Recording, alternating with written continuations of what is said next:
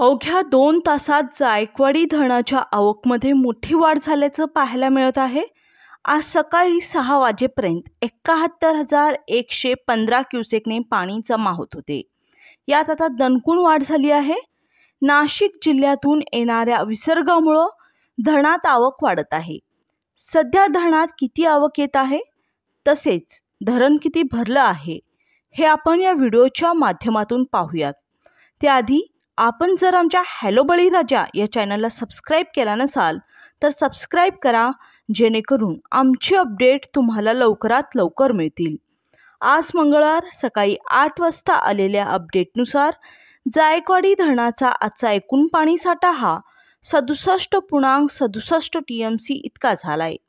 तर आपल्या जायकवाडी धरणाची एकूण क्षमता 102.72 TMC इतकी आहे। यात आता उपयुक्त पाणीसाठा हा 41.61 TMC इतका झालाय।